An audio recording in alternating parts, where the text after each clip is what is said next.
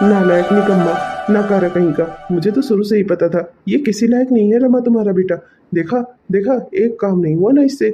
मेरे जमाई बाबू ने कितने प्रेम से मुझसे वो कार मांगी थी, वही कार, वही मॉडल चाहिए था, वही कलर चाहिए था, और आखिर देखो ना, मैं उन्हें नहीं दे पाया ना। उसकी वजह कौन है? ये तुम्हारा लाडला। अरे एक काम इस लड़के से नहीं होता। शांत हो जाइए। इन सब में बेचारे मेरे बेटे की क्या गलती है? इसने क्या किया? वो कार, वही मॉडल, वही कलर बिक गया है शोरूम पर से। उसमें मेरे बेटे का क्या दोष है? आप तो जब भी कुछ होता है तभी मेरे बेटे पर ही गुस्सा करने लगते हैं। इसमें इस बेचारे की क्या गलती? नहीं नहीं, तुम्हारे बेटे से तो कोई गलती नहीं होती। गलती तो मेरी है जो मैंने इसे जन्म दिया। मैं इसका बाप बना, ये मेरी ही तो गलती है। अब उसका भुगतान मैं ना जाने ही कब तक करूंगा। तुम्हारा बेटा ये सिर्फ थाली भर भर के खाना खाने के लिए है, काम करने के लिए तो एक भी नहीं है। मैंने इससे कल ही कहा था कि जाकर वो कार उसको पता कर ले और उसको बुक करा ले, पर नहीं, साहबजादे के पास टाइम ही नहीं था। अपनी उस सड़ी हुई नौकरी में जो बिजी था, वो करना इसके लिए ज़्यादा ज़रूरी था ना। बाप की बात मानने को ना कहो। बहू, मेरे सर में बहुत दर्द हो रहा है। जाओ ना, मेरे लिए मसाले वाली चाय बना दो जाकर। पी लूंगी तो थोड़ा आराम मिलेगा। और अपने बाबूजी की कही हुई बातों के बारे में बिल्कुल मत सोचो। तुम्हारे बाबूजी तुम्हारे पति के पिता हैं, तो वो उसे कुछ भी कह सकते हैं। जो कहेंगे उसके भले के लिए ही कहेंगे। बेटा रवि, मुझे माफ कर दे। मैं कुछ भी नहीं कर पाती। तेरे बाबूजी हर बार तेरे साथ ऐसे ही गलत व्यवहार करते हैं, और मैं सब कुछ देखती सुनती हूँ। जानकर भी कि मेरे घर में गलत हो रहा है, मैं कुछ भी नहीं कर पाती। रवि बेटा, माफ कर देना मुझे। अब मैं करूँ ही क्या? तू तो अपने बाबूजी को जानता है ना। मैं उन्हें कैसे समझाऊँ कि वो तेरे लिए अच्छा समझे, तुझे अच्छा समझे। वो तो तुझसे ज्यादा अपनी बेटी और अपने दामाद पर ध्यान देते हैं। तुझसे ज्यादा प्यार तो वो अपने दामाद से करते हैं। कोई बात नहीं माँ, गलती भी तो मेरी ही है। अगर मैंने ज़िंदगी में इतनी बड़ी गलती ना की होती, पिताजी की उम्मीदों पर, उनकी ख्वाहिशों पर खरा उतरा होता, तो शायद आज पिताजी मुझसे भी तो उतना ही प्यार करते ना, जितना दीदी और जीजा जी से करते हैं। गलती भी मेरी ही है माँ, पिताजी की कोई गलती नहीं। सुधा, आई एम सॉरी सुधा। मुझे पता है कि तुम्हें बुरा लगता है जब पिताजी मेरे साथ ऐसा बर्ताव करते हैं। यकीन मानो, इसमें उनकी कोई गलती नहीं है। मैं भी गलतियां करता हूँ, इसी वजह से वो मुझ पर नाराज होते हैं सुधा। मानती हूँ कि वो आपके पिताजी हैं, पर वो आपके साथ इतना गलत व्यवहार क्यों करते हैं? मानती हूँ वो आपको कुछ भी कह सुन सकते हैं पिता होने के नाते, पर वो आपको नीचा दिखाना क्यों चाहते हैं? जहाँ पर आपकी कोई गलती नहीं होती, वहाँ पर भी वो आपको गलत साबित करते हैं, आपको नीचा दिखाते हैं। बेकार बेवजह ही आपको डांटते और कोसते रहते हैं। आपकी नौकरी को खराब बताते हैं, आपके कमाने को बेकार बताते हैं। ये सब वो क्यों करते हैं? मैंने बहुत सारे बाप बेटे का रिश्ता देखा है। रिश्तों में अच्छाइयाँ होती हैं। मेरे पापा और मेरे भैया भी तो बाप बेटे हैं, उनमें आपस में कितना बनती है। और पिताजी पिताजी आपके साथ ऐसा बर्ताव क्यों करते हैं? मेरी इंसल्ट करते हैं, मैं किसी तरह बर्दाश्त कर लेती हूँ, पर आपकी बात बात पर इस तरीके से इंसल्ट करते हैं तो मुझे बिल्कुल अच्छा नहीं लगता। सुधा, अभी तुमसे यही कह सकता हूँ कि कहीं ना कहीं गलती ना मेरी भी है। मैं पिताजी की उम्मीदों पर कभी खरा नहीं उतर सका, इसलिए वो मेरे साथ इतना इतना उखड़े उखड़े से रहते हैं। बाकी मन से वो मुझे बहुत प्यार करते हैं। बेटा हूँ मैं उनका, वो मुझसे कभी दूर नहीं रह सकते। मैंने गलती ही इतनी बड़ी की है, उनकी उम्मीदों को पूरा नहीं किया। और कोई भी बाप की उम्मीद अगर उसका बेटा पूरा नहीं करेगा, तो उसे उससे इतनी ही शिकायतें होंगी जितनी पिताजी को मुझसे हैं। खैर, तुम इन सब बातों पर ध्यान मत दो। तुम तो चाय बना रही थी ना, मेरे लिए नहीं लेकर आई। मेरा भी सर हल्का दुख रहा है, तो प्लीज़ ले आओगी क्या? हम्म, ठीक है, मैं चाय लेकर आती हूँ। आपने मुझे ये कारण कभी नहीं बताया कि आखिर आपकी और पिताजी के बीच में दुश्मनी की वजह क्या है। मैं जानना चाहती हूँ। अरे आपकी पत्नी हूँ, हर बात मेरी बात को काट देते हैं आप, पर हर बार आपको ऐसा नहीं करना चाहिए। मुझे भी तो सच्चाई का पता चले, आखिर बात क्या थी। चलिए खैर, आप नहीं बताना चाहते तो मैं आप पर कोई प्रेशर नहीं डालूंगी। आप बैठिए, मैं चाय लेकर आती हूँ। उसके बाद आपके सर में बाम लगा दूंगी, आपको आराम हो जाएगा। दिन ब दिन पिताजी का व्यवहार मेरे साथ और सख्त ही होता जा रहा है। सालों पहले जो घटना हुई थी, पिताजी उसे अभी तक नहीं भूल पाए हैं। और अब तो उन्हें ये भी ख्याल नहीं रहता कि वो सुधा के सामने ही मेरी बेइज्जती करने लगते हैं। जब देखो तब सुधा के सामने ही मुझे डांटने लगते हैं। सुधा अपनी बेइज्जती बर्दाश्त कर सकती है, पर वो मेरी बेइज्जती नहीं सह पाती। उसकी भी गलती नहीं है, वो एक अच्छे घर परिवार से है। उसके घर परिवार में संस्कार है, उससे ये सब कुछ बर्दाश्त नहीं होता। और न जाने ही कब तक वो ये सब कुछ झेल पाएगी। अब क्या होगा आगे, मुझे तो खुद ही कुछ समझ में नहीं आ रहा। काश मैंने वो गलती ना की होती। काश मैं पिताजी की उम्मीदों पर खरा उतरता, तो शायद आज आज पिताजी मुझसे भी उतना ही प्यार करते जितना दीदी और जीजा जी से करते हैं। क्या कह रही हो? क्या कह रही हो बहू? चावल खत्म हो गए? अभी पिछले महीने ही तो एक कट्टा चावल रखवाया था मैंने, इतनी जल्दी कैसे खत्म हो गए? घर में खाने वाली 4 मुर्गियां, और खर्चा तो ऐसा लगता है कि जैसे ना जाने ही कितने लोग रह रहे हो। बहू, बुरा मत मानना, पर तुम्हारी माँ ने तुम्हें कुछ सिखाया नहीं है। बिल्कुल जरा सी बरकत नहीं है तुम्हारे हाथों में। जिस चीज में हाथ लगाती हो वही खत्म हो जाता है। पिताजी, चावल खत्म होने में अभी 5-6 दिन है। मैं 5-6 दिन पहले ही बता देती हूँ, जिससे कि अनाज सही समय से घर में आ जाए। पिताजी, अब मैं क्या करूँगी अगर घर में चावल राशन खत्म होगा तो? मैं तो सिर्फ बता ही सकती हूँ, इसमें मेरा क्या ही दोष है पिताजी। हाँ हाँ, तुम्हारा तो कोई दोष नहीं है ना। ना तुम्हारा कोई दोष होता है, और ना ही तुम्हारे उस नालायक और निखट्टू पति का। तुम दोनों बस मुझे खाने के लिए आए हो इस घर में। छी छी, सबसे बोलिए, क्या कुछ बोलते जा रहे हैं? अरे बहू है हमारे घर की, एक तो वैसे भी बहू घर की लक्ष्मी होती है, उससे इस तरीके से तेज आवाज में डांट डांट कर और इतनी बेकार बेकार बातें कहेंगे, उसे कितना बुरा लगेगा। घर की लक्ष्मी को रिष्ट करने का मतलब होता है कि घर में दरिद्रता और अभाव का आना। समझिए बात को, जाने दीजिए। अब वो बेचारी कर ही क्या सकती है? अगर एक दिन अचानक से अनाज खत्म हो जाएगा और जब आपको पता चलेगा, जब खाने में बन नहीं पाएगा, तभी भी तो आपको गुस्सा ही आएगी ना। और भी उसकी जगह कोई और बना रहा होता, मैं बना रही होती, तभी तो मैं आपको ही बताती। दरिद्रता, अभाव, लो आ गए तुम्हारे दरिद्रता अभाव। ये जिस दिन से इस घर में पैदा हुए हैं, उस दिन से इस घर में दरिद्रता और अभाव ही तो है। जैसे तैसे मैंने अपना घर संभाल लिया, और मुझे नहीं लगता मेरे बाद ये नालायक क्या करेगा। सब कुछ डुबा देगा, इधर उधर बिगाड़ देगा, सब खत्म कर देगा। नालायक कहीं का। अच्छा हुआ तो मुझे यही मिल गए।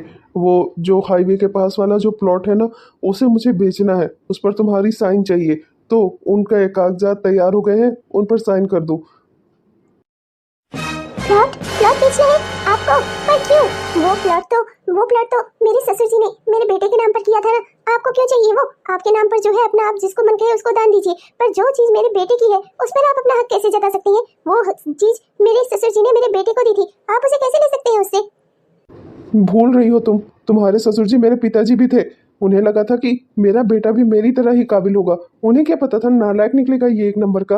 वो जमाई जी बता रहे थे कि उनका कोई दोस्त है, वो वहां पर मॉल बनाना चाहता है। हाईवे की जमीन है, उसके अच्छे दाम मिल जाएंगे, तो बढ़िया सा उसका फिक्स कर दूंगा, कुछ आगे भविष्य में काम आएंगे। इस नालायक से तो मुझे कोई उम्मीद है नहीं।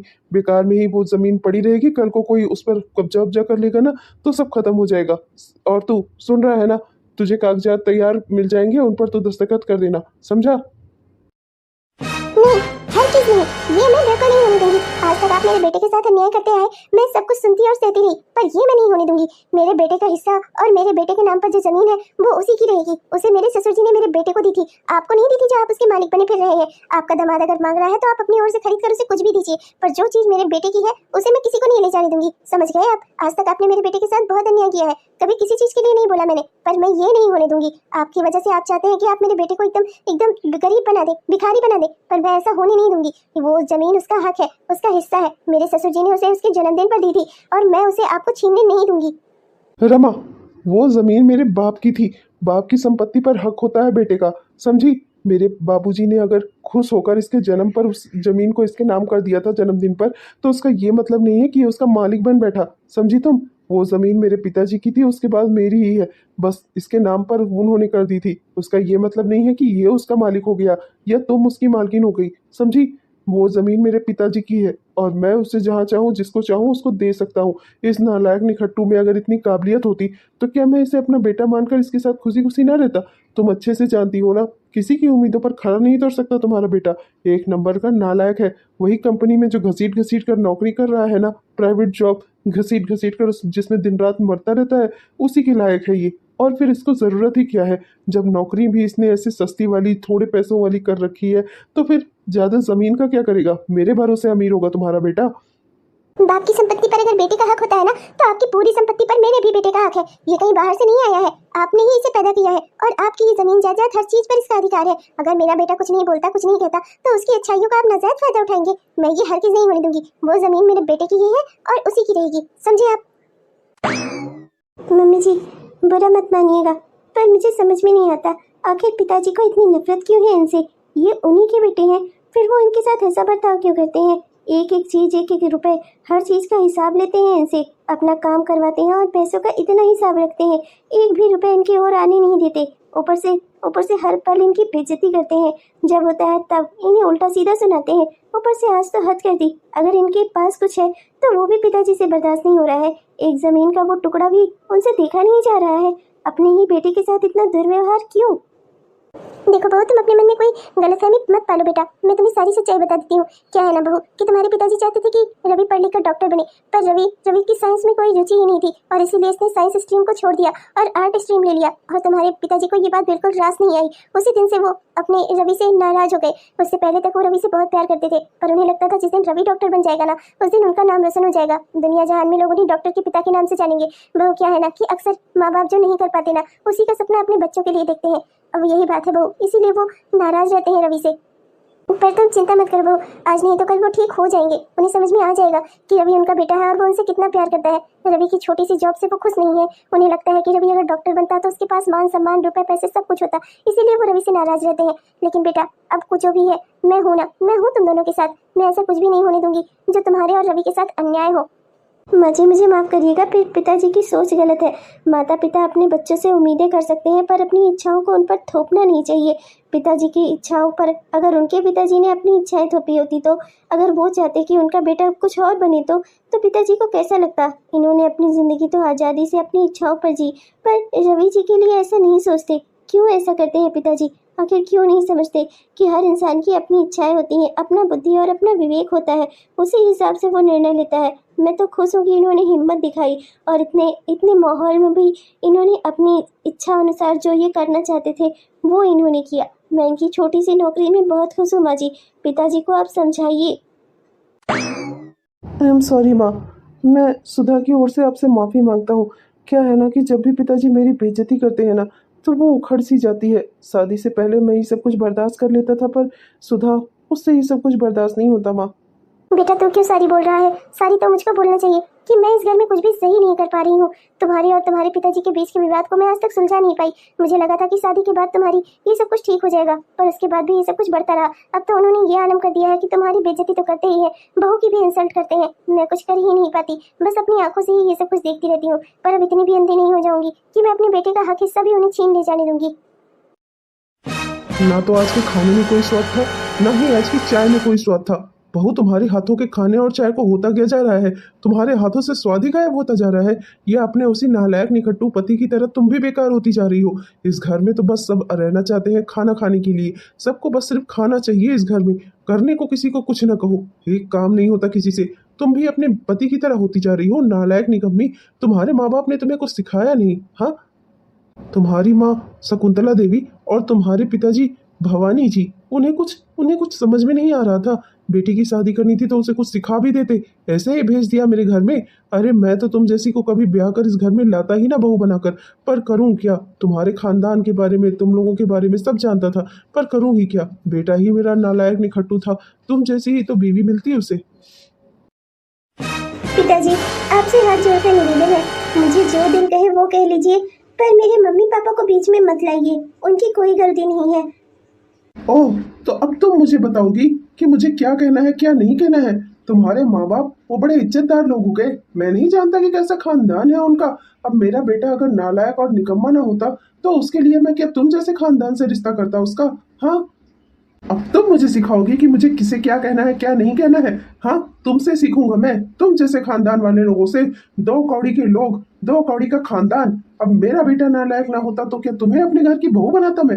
हाँ, बड़े अच्छे लोग और तुम लोग बड़े अच्छे हैं, तुम्हारे मम्मी पापा। गुणगान करूं मैं उनका? हाँ, शादी में मैंने सब देख लिया है। कैसे है तुम लोग, कैसा है तुम्हारा खानदान? पिताजी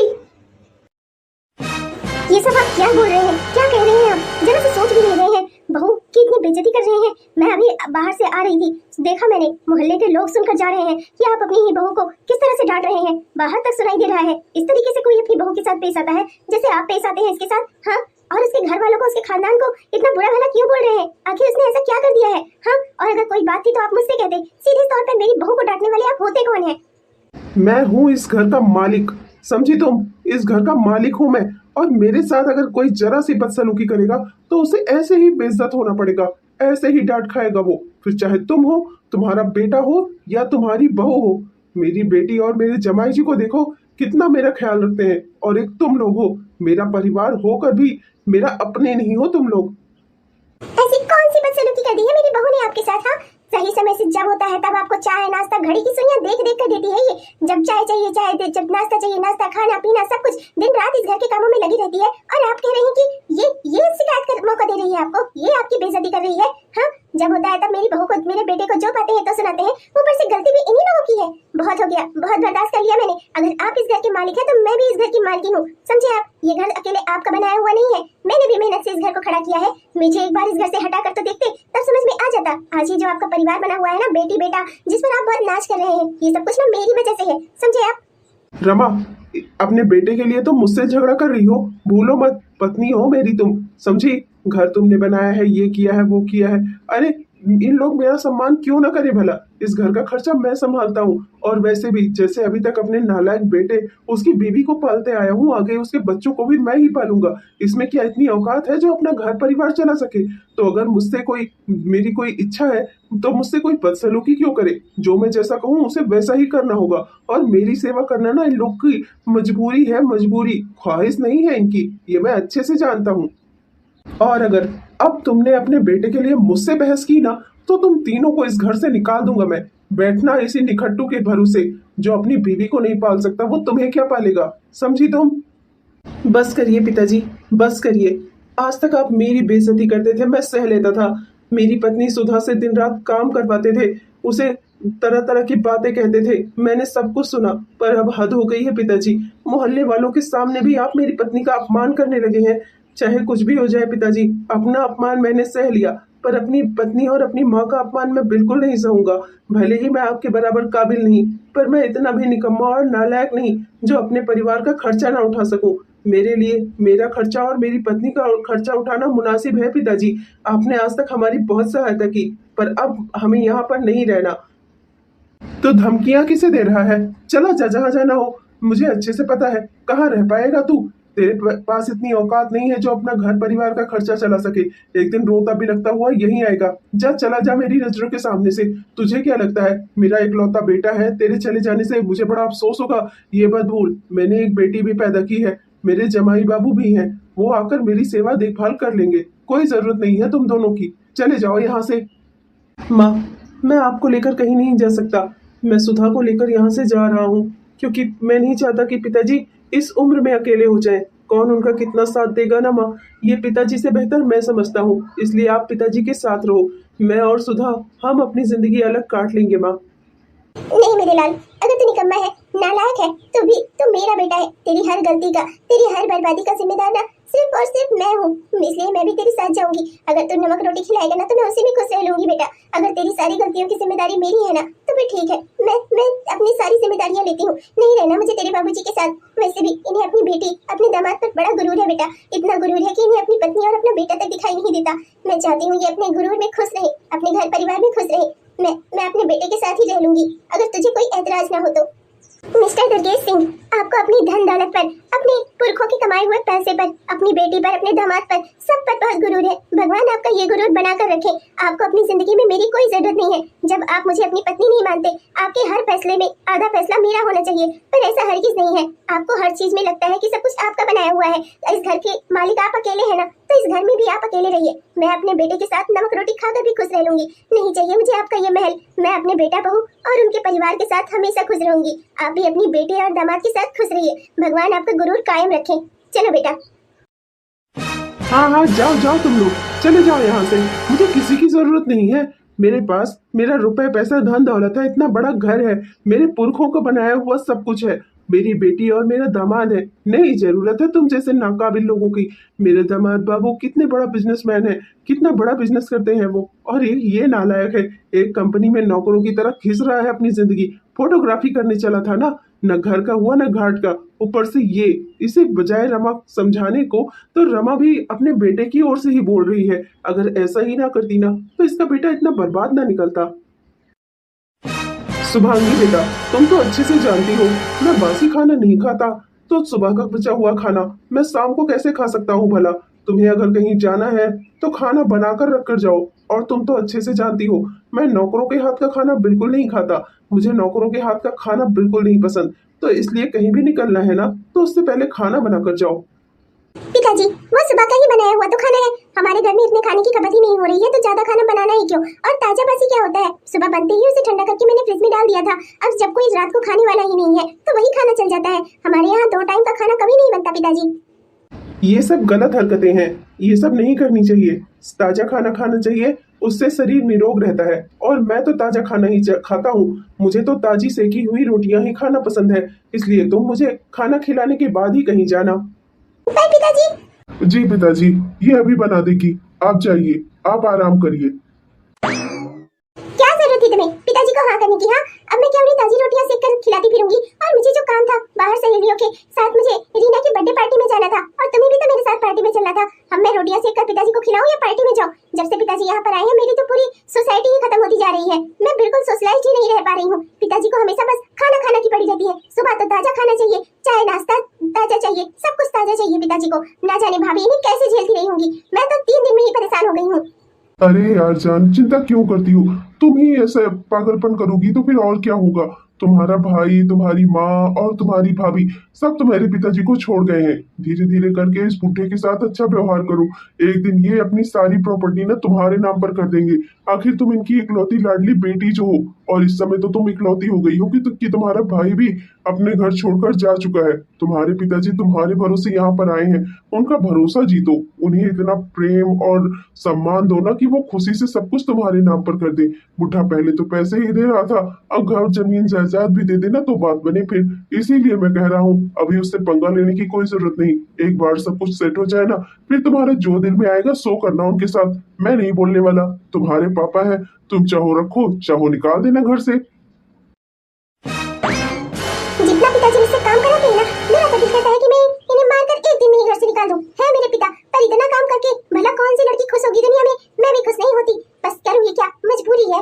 अब तो हमने इनकी सारी प्रॉपर्टी सब कुछ अपने नाम करवा लिया। बस एक वो हाईवे वाली जमीन बची है, आज उसके भी कागजात पर ये साइन कर दें, उसके बाद हम इन्हें बाहर रोड का रास्ता दिखा देंगे। हाँ हाँ बिल्कुल, आज के आज बस ये उस हाईवे वाली जमीन के कागजात पर साइन कर देना, बस हो गया हमारा काम। मैंने उसके लिए पहले भी इनसे बात की थी, लालच भी दिया था, पर ना जाने उस समय क्या हो गया था इन्हें। इन्होंने कहा कि अब मैं अभी नहीं बेच पाऊंगा, पर कुछ समय बाद बेच दूंगा।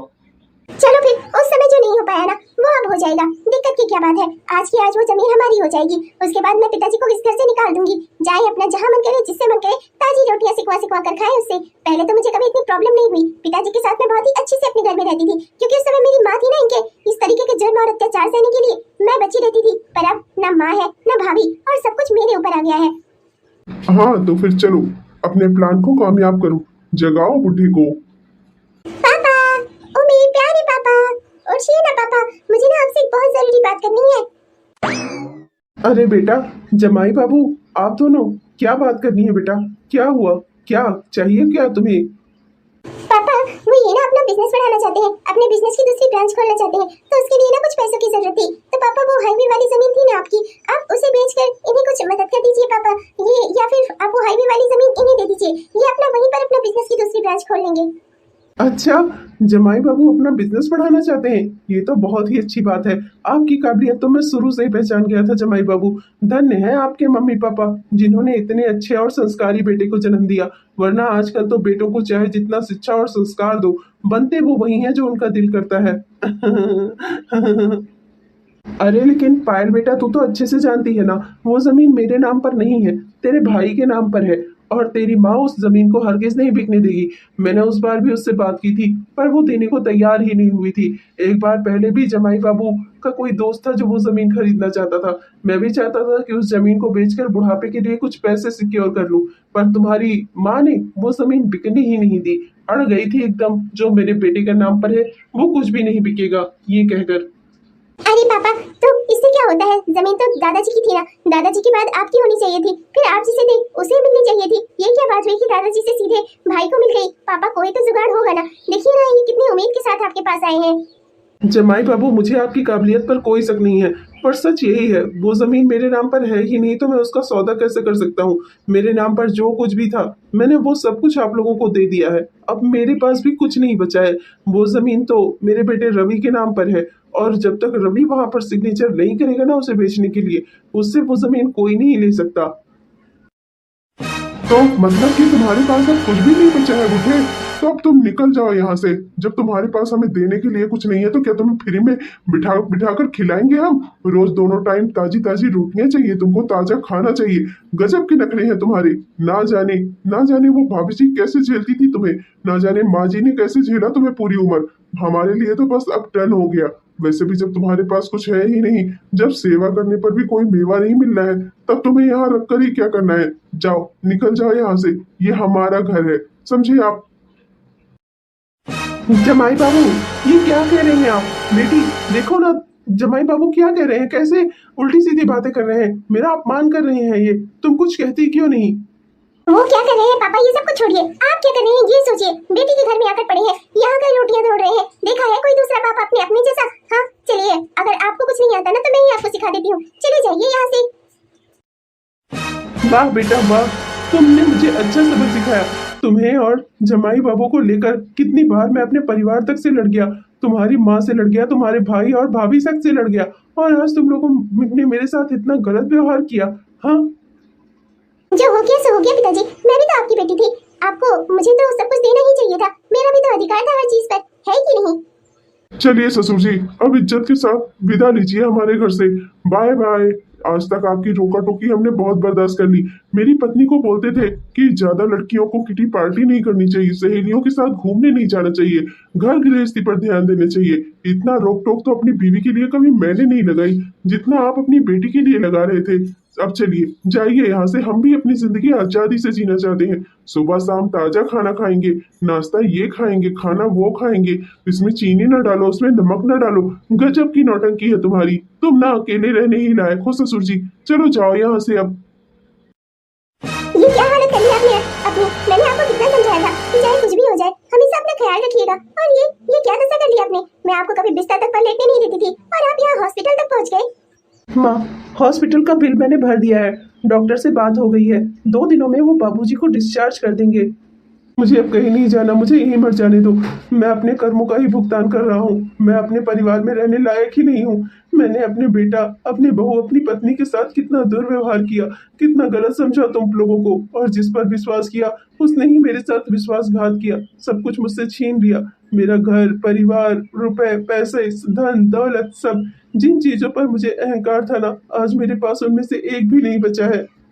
मेरा सब कुछ छिन गया है, मेरा सब कुछ। मेरी बेटी और दामाद ने मेरा सब कुछ ले लिया। अब मेरे पास कुछ भी नहीं है, खाली हाथ हो चुका हूँ मैं। जिस पर मुझे अहंकार था, मेरे पास कुछ भी नहीं बचा। अब तुम लोग मुझे अपने साथ क्यों रखोगे? मर जाने दो मुझे यहीं पर। जिंदगी भर कभी तुम्हारा सम्मान नहीं किया, अपनी बहू का अपमान किया, अपनी पत्नी का अपमान किया, और बेटे का तो इतना अपमान किया है कि तुम्हारे सामने मैं खड़ा भी नहीं हो सकता। बेटा माफ कर दो, हमेशा अपनी इच्छाएं तुम पर थोपी। तुम भले ही डॉक्टर नहीं बन पाए, आज मुझे लग रहा है कि तुमने अच्छा किया कि तुम डॉक्टर नहीं बने। कम से कम एक अच्छे इंसान तो बने, जो हर दुख और परिस्थिति में अपनी माँ, अपनी पत्नी के साथ तो खड़े रह सके। मैं तो एक अच्छा इंसान भी नहीं बन पाया, अपने ही पूर्वजों की इकट्ठा की हुई दौलत पर गुरूर करता रहा, अपने आप को महान समझता रहा, और आज एहसास हो रहा है कि जिंदगी में सब कुछ गंवा दिया मैंने। मैंने कहती थी आपसे, एक दिन आप जिन पर गुरूर कर रहे हैं वो लोग ही आपको धोखा देंगे, और जिसे आप हमेशा तिरस्कृत करते हैं, जिससे हमेशा अपमानित करते हैं, वो एक दिन आपको वही सहारा देगा। मान लिया ना आज आपने मेरी बात, पर सब कुछ गंवाने के बाद। मैंने अपने बेटा, अपनी बहू का हिस्सा सब कुछ गंवा दिया, सब कुछ लुटा दिया। अब मैं किसी की सेवा पाने लायक नहीं हूँ। मुझे यहीं अस्पताल में छोड़ दो, तुम लोग चले जाओ यहाँ से। ऐसा मत कहिए पिताजी, मैं जानता हूँ कि आपने जो किया आज आपको पछतावा हो रहा है, पर ऐसा मत कहिए। मैं आपको यहाँ यूँ अकेला नहीं छोड़ सकता। भले ही आपने जिंदगी भर मेरा तिरस्कार किया हो, मेरा अपमान किया हो, मेरी पत्नी, मेरी माँ का अपमान किया हो, पर फिर भी ये सच नहीं बदल जाता कि आप मेरे पिताजी हैं। कभी आपने मुझे अपनी उंगली पकड़कर चलना सिखाया था। आप जब भी मेरा अपमान करते थे, मैं हमेशा यही सोचता था कि काश मैं वो काबिलियत ला पाता जिससे आप खुश हो पाते। मैं चाह कर भी वो नहीं कर पाया पिताजी। मैं चाहता था डॉक्टर बनना, पर जो मेरे अंदर जो क्षमता ही नहीं थी, उसे मैं कहाँ से विकसित करता। इसलिए पिताजी मैं डॉक्टर नहीं बन सका, पर मेरे नजर में आपका सम्मान कभी कम नहीं हुआ, और आज भी मैं आपको यहाँ यूँ अकेला नहीं छोड़ूंगा। मैं भले ही इतना काबिल ना हो पाऊँ जितना आप चाहते थे, पर इतना नाकाबिल भी नहीं हूँ कि बेसहारा अपने पिता को हॉस्पिटल में छोड़कर चला जाऊँ। देखा आपने, ये संस्कार दिए हैं मैंने मेरे बेटे को। भले ही ये डॉक्टर न बन पाया हो, पर एक अच्छा बेटा आखिर आज इसने बनकर दिखा दिया ना आपको। मुझे माफ कर दो तुम सब। हेलो दोस्तों, आप सबको दिल से मेरा प्यार भरा नमस्कार। कैसे हैं आप सब? उम्मीद करती हूँ बहुत ही बढ़िया होंगे। आपने हमारा यह वीडियो पूरा देखा, इसके लिए आपका दिल से बहुत बहुत धन्यवाद। दोस्तों, कैसा लगा आपको? उम्मीद करती हूँ कि पसंद आया होगा, और अगर पसंद आया तो कृपया वीडियो को लाइक जरूर करिएगा। अपने दोस्तों को, रिश्तेदारों को वीडियो को शेयर भी जरूर करिएगा। और हाँ दोस्तों, अपने प्यारे प्यारे से कमेंट्स में हमें जरूर लिखिएगा। तो दोस्तों, ऐसा बहुत सारे घरों में होता है, माता पिता अक्सर अपनी इच्छाओं को अपने बच्चों पर थोपते हैं और पूरा ना होने पर जिंदगी भर अपने बच्चों के साथ दुर्व्यवहार करते हैं, बच्चों में ही भेदभाव करते हैं। पर ऐसा नहीं करना चाहिए। बस बच्चों को इतने अच्छे संस्कार देना चाहिए कि वो एक अच्छे इंसान बन सके, काबिल बने या ना बने। थोड़े कम काबिल बनेंगे तब पर भी काम चल जाएगा दोस्तों, पर अगर अच्छे इंसान ना बने ना, तब फिर अब इसी सोच के साथ मैं लेती हूँ आप सबसे विदा। मिलूंगी कल आपको एक नए वीडियो के साथ, तब तक के लिए बाय बाय।